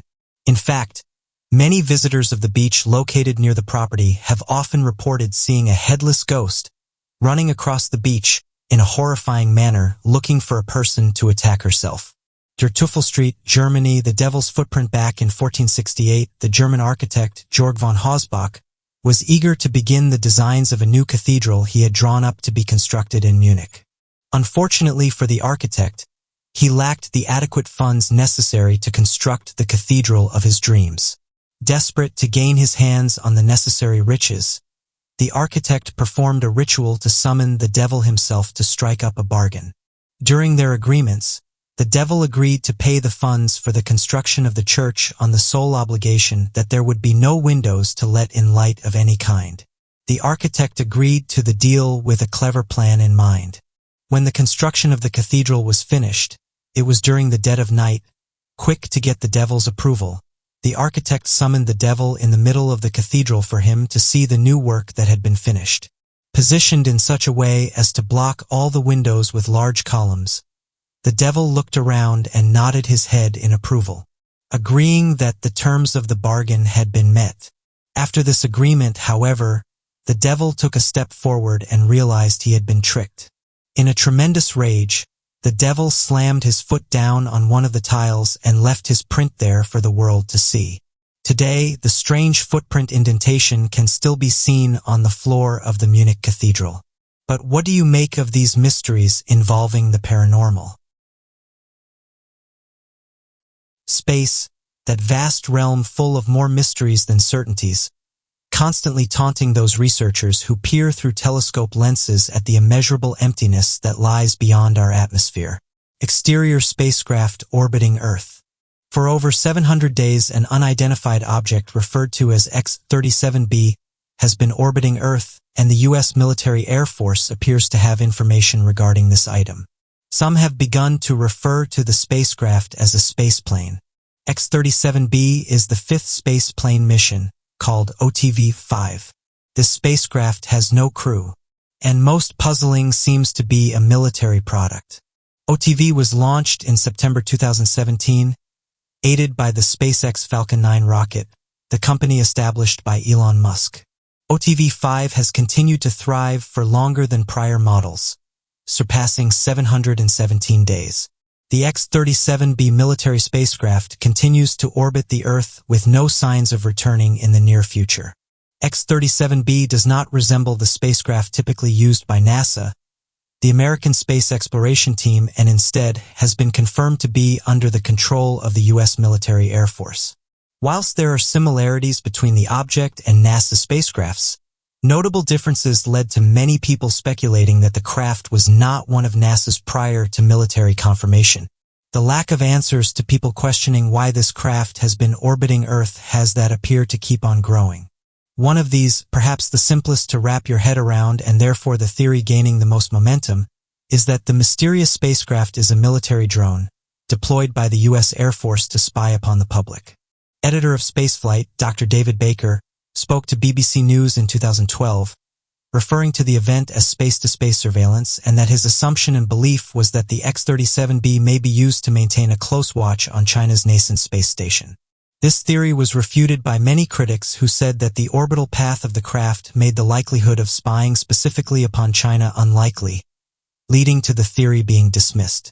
Another popular theory surrounds the creation of M-Drive, an engine that does not need any fuel in order to function. This, as of yet, is a hypothetical creation. In theory, microwaves within a conical chamber move around, bouncing off surfaces. The M-Drive theory claims that this movement of these microwaves within the chamber makes a thrust, which propels the engine. This would make space travel more widely accessible, as it would be cheaper and more efficient due to the lack of fuel required. This would in turn facilitate more space exploration, answering and uncovering more mysteries and secrets we are yet to consider in our universe. Whilst M-Drive is considered to be an enticing theory, that is all it is. The M drive is not considered plausible or likely to become a reality.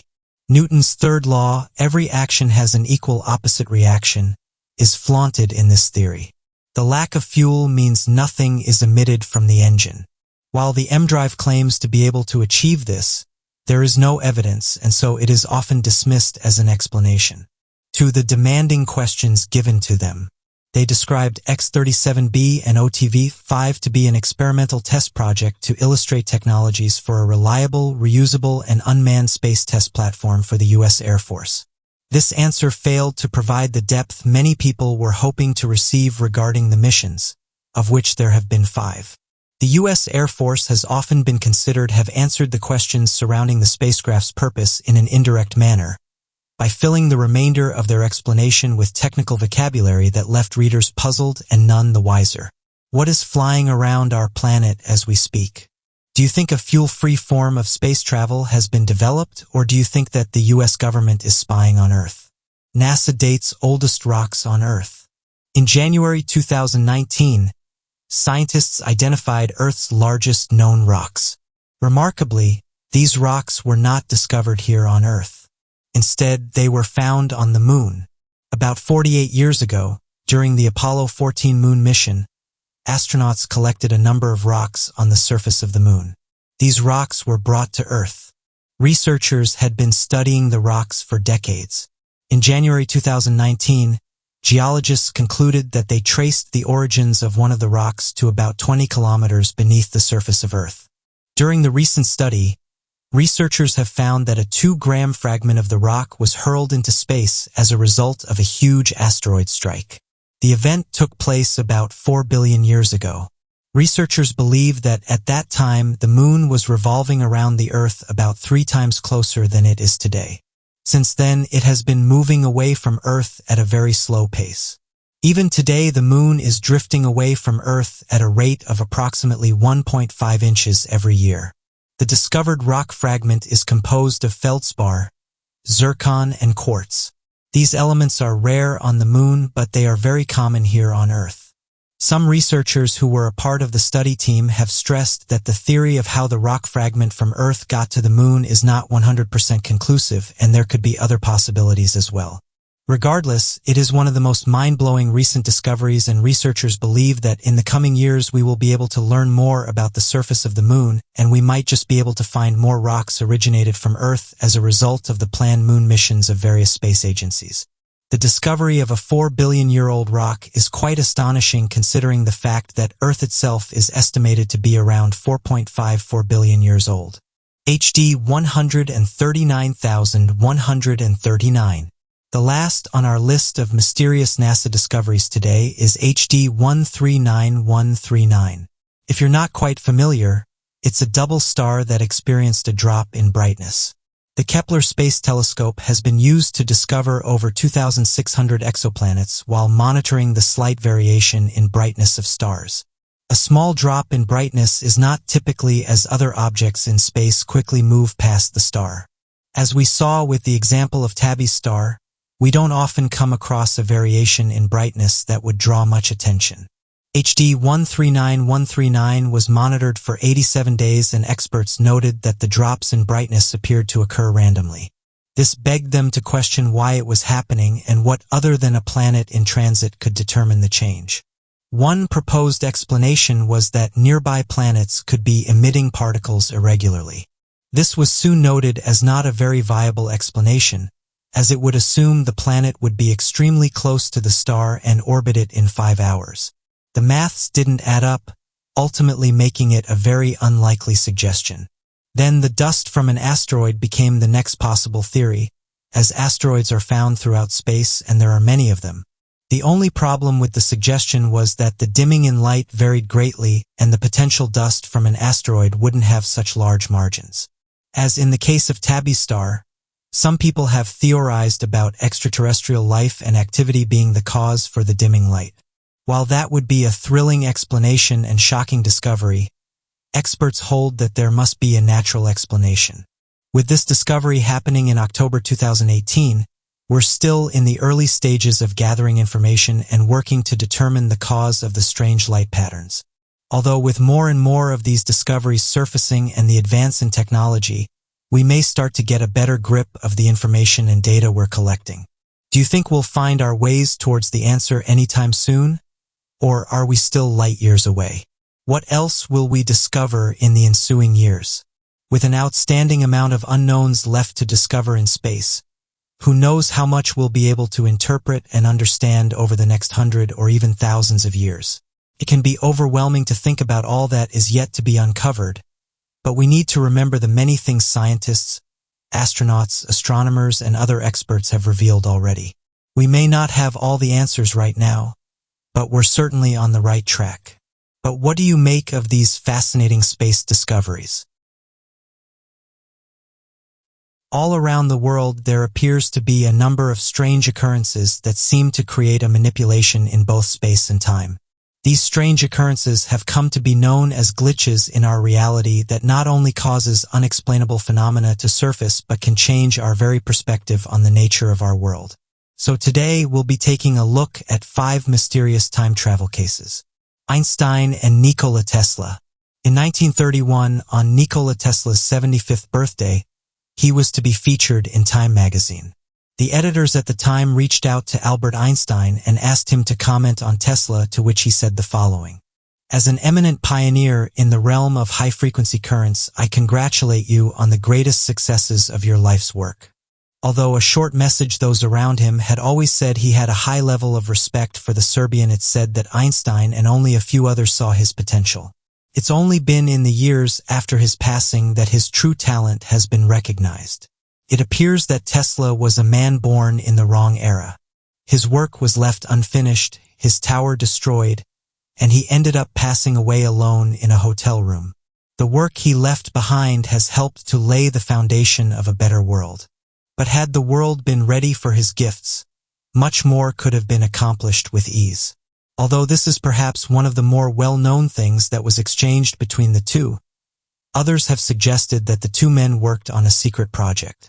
This project is known today as the Philadelphia experiment. It's said that both of them spent several weeks on the project, and it's one of the reasons why it actually worked. Allegedly, 2 of the greatest minds at the time were brought on board to see if this experiment would actually work, and according to some, it did. However, as some have pointed out, Nikola Tesla passed away in 1943, and this is the year that the alleged experiment happened. Though some have put forward the idea that Tesla was working on this project years before it happened.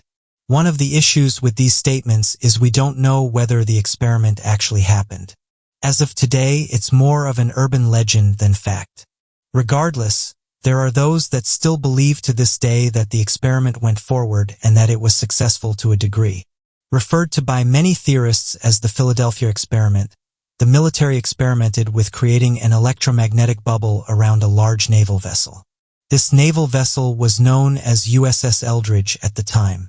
Originally designed to create complete radar-invisible ships by bouncing radar waves around the ship, these experiments would go on to create a warped space-time field around the ship and transport it through time and space.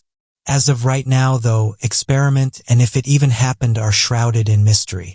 Regardless of whether this is real or not, the men would go on to become famous in their own rights. The hikers on Devil's Mountain. Resting on the border of San Pablo, there is a mountain referred to by locals living in the area as the Devil's Mountain. The mountain has been surrounded with a number of disappearances from hikers every single year that claims the lives of even the most experienced hikers in the region. One such story from the locals tells of that of a married couple that went on a hike to the mountain and stayed there for a few days.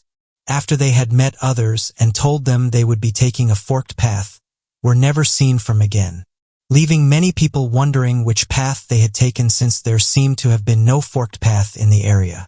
This story would later come up once again after a group of boys went to the mountain on a hiking trip and came across a married couple that fit the look and description of the couple that had went missing a few years prior, and so followed the couple believing that they might be ghosts or strange manifestations of the lost couple. As they followed the couple, they witnessed them going down a forked path and so followed them, of which eventually led to them losing sight of the couple and sustaining injuries falling down an area of the mountain. This has led some to believe that the lost people of whom went hiking on the mountain are still there, stuck in a possible time loop or warped reality in which they are jumping through time and encountering other people of whom went missing on the mountain years prior. These fears have left many, including experienced hikers, worried as to how or why these strange occurrences have been appearing on the mountain, and so leave many fearful of journeying through the region. Are shadow people time travelers? Shadow people sound a bit creepy, right? They are defined as supernatural shadow-like humanoid figures that, according to believers, are seen flickering on walls and ceilings in the viewer's peripheral vision.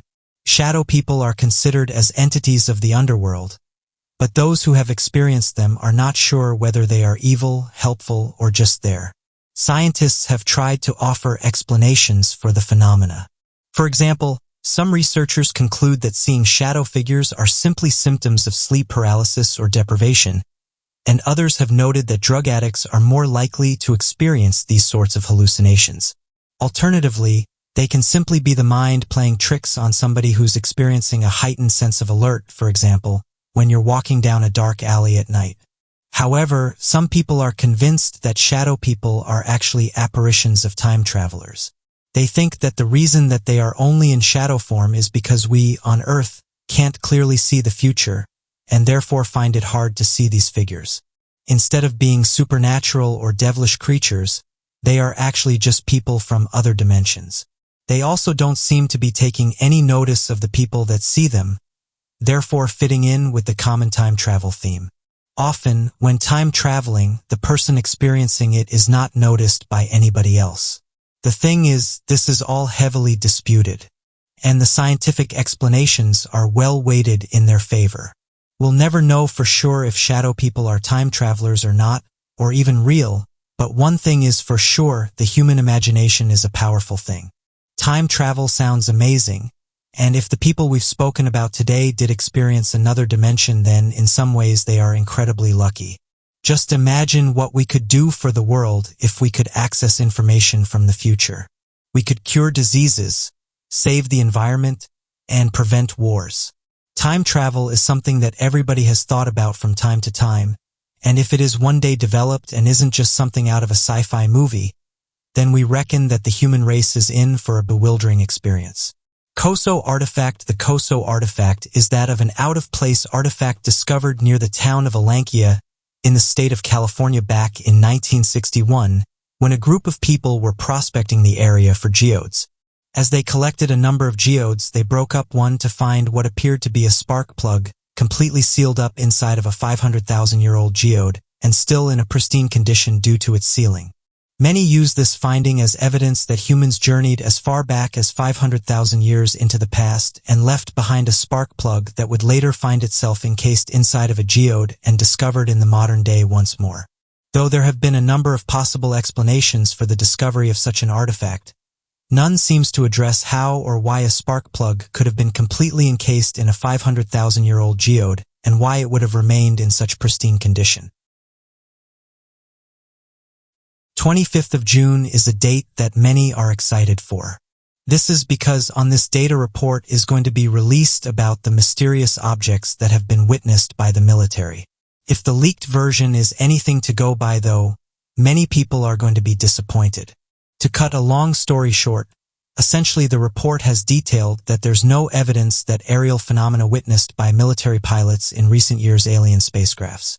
It does note, though, that most of the 120 incidents, most of which were captured on video, do not originate from the United States. One part states that top-secret U.S. programs are not to blame. Luis Elizondo said the government should be fully transparent on this matter, saying the following: "I think that our tax dollars paid for information and data involving UFOs. And I think it's the U.S. government's obligation to provide these results to the American people." End quote. People have started to let out their frustration on social media. One believer said the following: "What I find really interesting about this is the switch that's happened in regards to this topic. All of the people that's been researching this topic for some time now knew they weren't going to release anything of interest. And many of the people that have just been introduced to this really thought that something of interest was going to be revealed. This has happened for years now. Anyone who has ever looked into this topic knew that nothing was going to get released. It's interesting, though, that although these objects are allegedly nothing of importance, over the past 60 years the government has spent hundreds of millions of dollars researching these objects, have admitted that their jets can't keep up with them, have said they can avoid radar, detailed that they have been detected above restricted airspace, have ascended and descended tens of thousands of feet within seconds, have gone beneath the water and kept the same speed as they exit, can hit GS that would take out a human, and can travel at tens of thousands of miles per hour, yet they still say there's no substance to these claims. Well, this person said the following: "To be honest, I'm not really surprised that nothing was released. It seems like the world is more fragile than ever. Ask yourself this: can you seriously imagine people being able to handle the fact that there's other life forms that are visiting us in one way or another? The things that humans agree and fight over are so primitive and pointless. And although it's frustrating that we won't get the answer we wanted, I do understand why we're not being told the truth. As a whole, we're just not there yet. It's a shame because many older people will likely not get the disclosure they want before they pass away." End quote. Another person had this to say: "These announcements just don't make any sense." So they've said that they've been tracking these things for decades, but they've said they're compiling the data for this new report. Why do they need to do this? They are clearly aware of what these things are and have likely been studying them since first detecting them. Just release what they have on them. Why are they making out like this is the first time they're looking into this? Why are people not questioning this? It's so bizarre. Basically, they're going to release what they want. The report, though, did go on to detail the following: much of the observed phenomena remains difficult to explain, including their acceleration, as well as the ability to change direction and submerge. One possible explanation that the objects seen are weather balloons or other research balloons does not hold up. Across several interviews for mass media outlets, Luis Elizondo claimed that Nortoni did these, but that these crafts were found to be 100% not man-made and were out of the scope of human capabilities. His reasoning for this claim was that the crafts investigated demonstrated hypersonic capabilities that were described as being far beyond the scope that is physically tolerable by a human being, of whom would experience a high amount of juice to the point that would either be fatal or seriously wound them. This meant that whoever or whatever was piloting these aircrafts appeared to be non-human. Not only this, but the technological developments of the crafts also made it very apparent that the creation of these unidentified flying objects were vastly superior to anything man-made. Luis Elizondo describes in one of his many reports regarding the subject as saying the following: "There is a lot we really don't know. We have identified anomalous aircrafts that do not have any obvious flight surfaces, forms of propulsion, and maneuvering in ways that include extreme maneuverability beyond the healthy G-forces of anything biological, low observability, and positive lift. These aircrafts, will call them aircrafts, display capabilities not in the U.S. arsenal or any other militaries. The methods used to determine whether or not these crafts were threats to national security circled around where these crafts were spotted, the technology the craft used, and its ability to be used in warfare. Using these simple metrics, it became apparent to the researchers that not only were these unidentified flying objects a threat, but they demonstrated technological prowess that could not be matched if ever a fight played out. Though many of the UFOs were spotted at random locations across the country, a small minority of these crafts were found located near U.S. nuclear missile bases, flying through restricted airspace and hovering close to residential locations. It appeared that wherever these crafts wanted to go, they could easily find their way to their location regardless of measures taken to restrict airspace. Whenever these crafts were intercepted by military jets, they would either take off at speeds that were vastly superior to our best chance, or would slowly fade away and disappear entirely. This meant there was no way to intercept these crafts, or even to engage in a dogfight if the event was necessary. Essentially, it was determined that not only were these crafts an obvious threat to national security, but that we are completely powerless to stop them from performing any action. So what do you guys make of this report? And what do you think these graphs are? The Hayabushi forest has been a hotbed of mysterious reports, with the locals saying that stories have been shared for as long as they can remember. It's believed that the legends of the area can be traced back generations, since settlements first arose near the area and discovered the anonymous terror-inducing forest. Claims of vampire entities roaming through the trees, unexplainable lights in the sky that can hover and dance around, demonstrating a peculiar form of intelligence, mysterious sounds of disembodied screams and laughs escaping from the underbrush, and countless other claims that have been made over the years, spawning endless legends and reports of mysterious activity that is impossible to explain. Even more odd, however, is the clearing that many of the local residents' claims should be avoided. Located in the center of the forest is a circular area that opens up into a large clearing, where no vegetation seems to grow. Although skeptics will often dismiss the story, as aerial photos of the region show that there's no such clearing anyway throughout the Habosu forest, local residents claim that the circular clearing is not visible from the sky and only becomes visible when a hiker has entered deep into the forest. The clearing is believed to be of supernatural origin and acts as a portal that leads travelers or other hikers to another dimension, which is often offered as an explanation by the locals as to why it appears to be hidden and becomes visible when entered by foot. Unfortunately, those who enter the clearing are believed to never return and become lost in a world completely different to our own. Although a clearing as described by the townsfolk has never been discovered, tourists who happen to hike through the area claim to report sudden feelings of intense anxiety and nausea that progressively gets worse as they travel closer towards the center of the forest. This forbidding sense of artificial terror and sudden illness manifests in nearly all of those who visit the forest, including tourists who are unaware of the legends and myths surrounding the region. Some hikers have claimed to have spotted mysterious lights hovering over the top of the forest, believing that to possibly be extraterrestrial or supernatural in nature. Extraterrestrial researchers believe that such sightings of unidentified flying objects and the sudden onset of anxiety attacks are evidence of an extraterrestrial origin, as countless witness reports all across the world claim that encounters with extraterrestrial crafts can cause sudden fits of paranoia and panic attacks to manifest from seemingly nowhere. Many often report that when a craft is nearby, whether they are aware of it or not, they will suddenly feel a terrible anxiety and panic overcome them, similar to that experienced in the forest of Harubushu. One such legend is credited with providing the forest with its name. According to the forest's history, a local shepherd by the name of Harubushu was traveling near the forest alongside 200 sheep, his entire flock of livestock, when he suddenly disappeared along with his 200 sheep. It was originally believed that the shepherd was attacked by a passing thief, who dragged the body of the shepherd deep into the woods and stole the livestock for himself, despite the fact that none of the townsfolk saw a trace of the sheep anywhere in the region, with tracks that disappeared into the forest never to be seen again.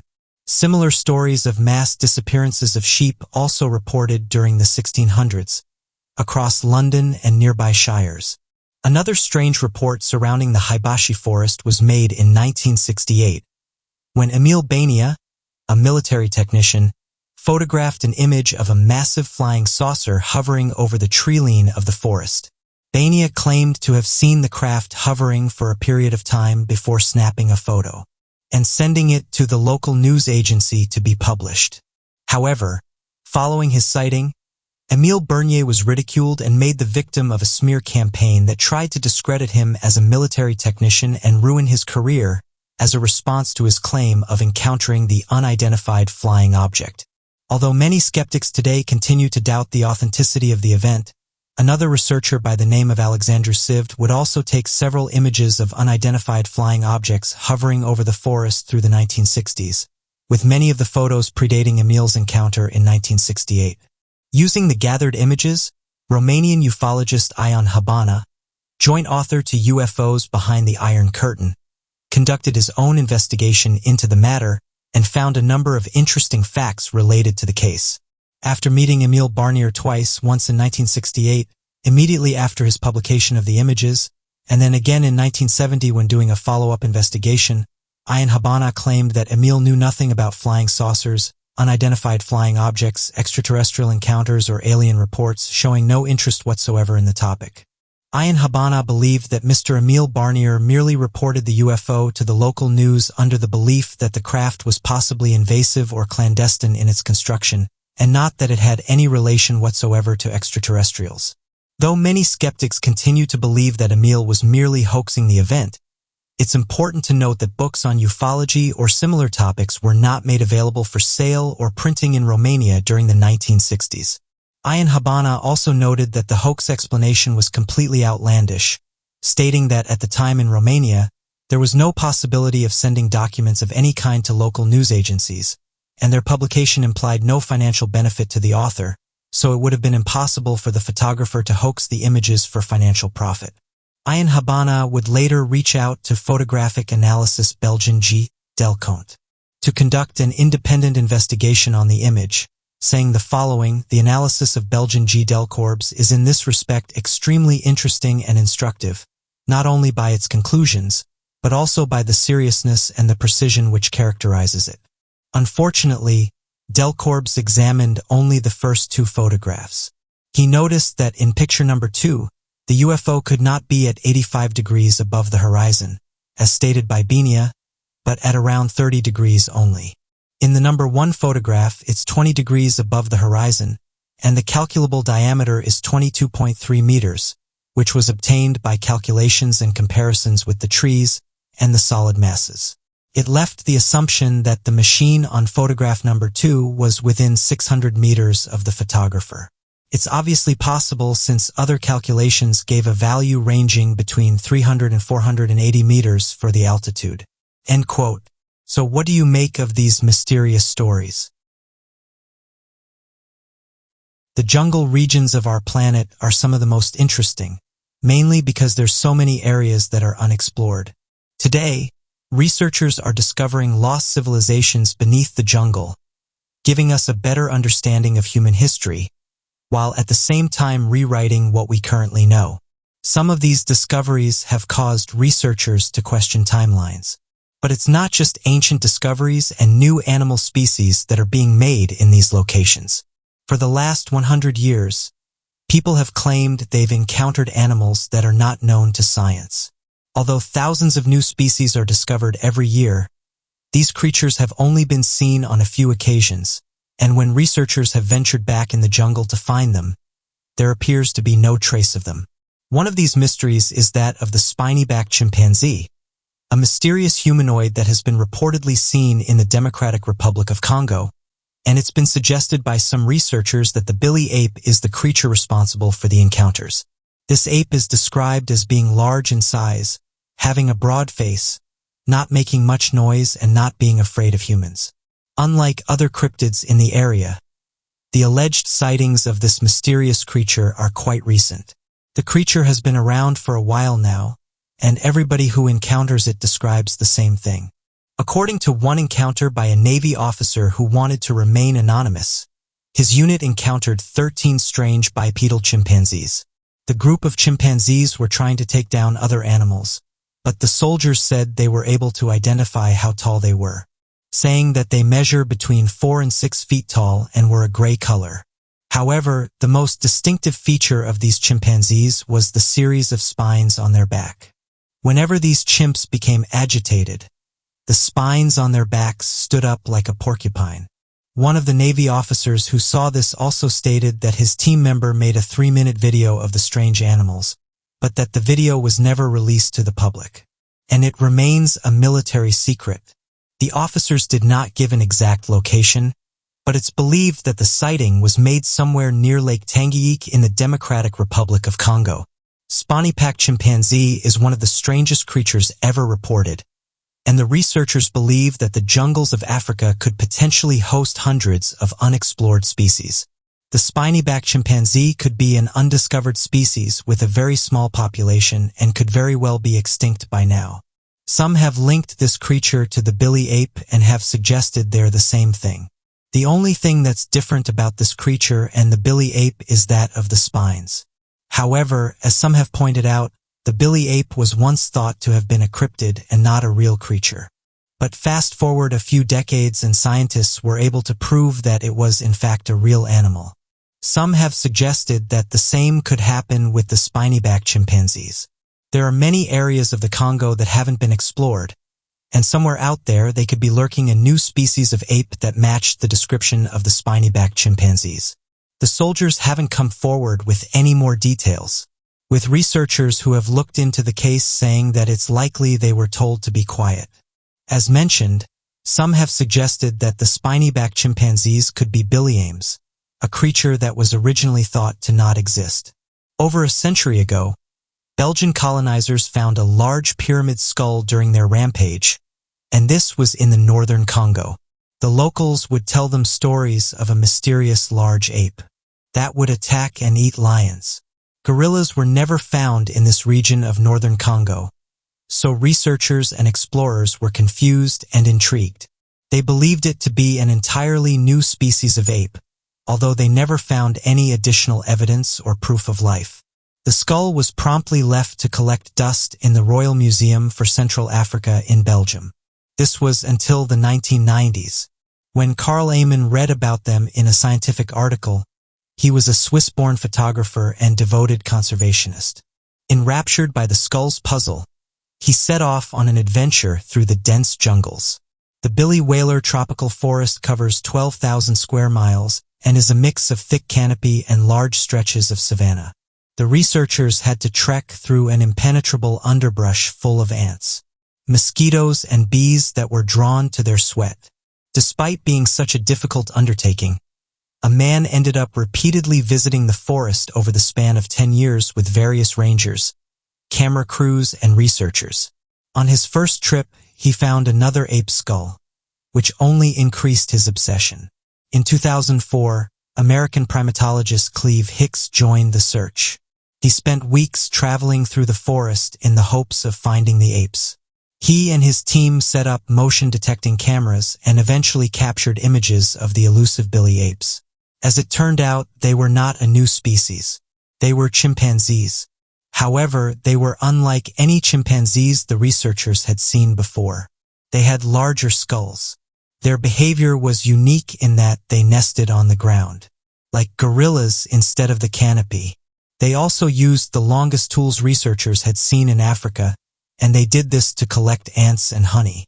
On one expedition, researchers came across a chimpanzee eating a leopard, although they weren't sure if the chimp had just found it.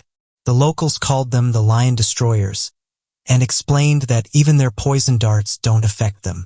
Hicks stated that they were the largest population of wild chimpanzees anywhere in the world. He said that they were curious of the humans rather than fearful, which led them to believe that they'd never seen humans before. Those that live closer to civilization would flee when approached, but the apes forever in the world would gather close to observe, before quietly leaving. Since they live in such a remote part of the jungle, it was near impossible for poachers or other hunters to encounter them. Today, though, the forest is a hiding spot for many fugitives, and it's being turned into farmland. So what do you make of these mysterious creatures? And what do you think the spiny-backed chimpanzee is? Truth is stranger than fiction. We are currently living through an interesting time. We are making technological breakthroughs. We have scientists, researchers, and engineers who are saying they're working on hypersonic aircrafts, including the State Route 72 aircraft, a plane that's said to reach speeds of 14,500 miles per hour. But we also have intelligence officials and Navy pilots being open about unidentified flying objects. It's these conversations that cause people to think that there's things we're not being told about. With one intelligence official saying the following: if you want to know the truth about what's going on, look at declassified documents. The truth has always been there. It's right in front of your eyes. End quote. Some of these topics go even further than that, and there's people who've claimed that they've been part of top-secret government missions, and that during some of these the US government sent them to other planets. It's important to note that it's tough to back up these stories, and that officials have said they never happened, but those involved said they're real, and that they just want to tell their story. An American officer named Randy Kramer said he spent 17 years on Mars, and that he was part of the Mars Defense Force. He detailed that this was a branch of the US military, and while on the planet he saw things like anti-gravity crafts, He goes on to detail that this branch was part of the Earth's Defense Force. He said that he got into contact with one of his old commanders, and they told him to tell his story. Kramer went on to say that the Marines trained certain individuals from a young age, and this comes under a program by the name of Moonshadow. Interestingly, he isn't the first person to say that the U.S. government has been doing, and others have come forward and said they were part of a top-secret program, saying they were taken in at a young age. Kramer said that after being taken, they placed a device in his brain. He also said this happened to over 200 individuals, and this chip allowed them to communicate via telepathy. He was trained up until the age of 17, before he was then sent away. He goes on by saying that he was signed up to go to Mars and protect an outpost, saying that for years now humans have had bases on the Moon and Mars. He ends by saying that presidents had been aware of extraterrestrials for years now, and that visitations had been happening on a regular basis, and that officials had been leaking this information to the public via declassified documents, and they're trying to get people accustomed to the idea that other life forms exist. Others who claimed to have been taken on from a young age said they're still carrying out experience on different people. These posts made it to social media where people were torn. Some believed the story, while others said there's nothing to back up what's being said. Obviously, the U.S. government and other officials deny being part of these programs and say that such stories are pure fantasy. One person said the following: "When has the government ever been honest, though? This is what I find funny about people that deny these things ever happened." The Central Intelligence Agency denied they were doing mind control experiments, yet it turns out they were. They denied they were doing tests on the general public without their knowledge, yet it turns out they were. There's literally dozens of unethical human experiments they were doing on humans, yet people still look up to these organizations. You wouldn't trust someone that had done these to your family. So why trust them now when they say they're still not doing these kinds of experiments? How do we know they're still not happening? End quote. While another person said this: "I don't believe these stories, and it's annoying because I want to. They just sound too far out there.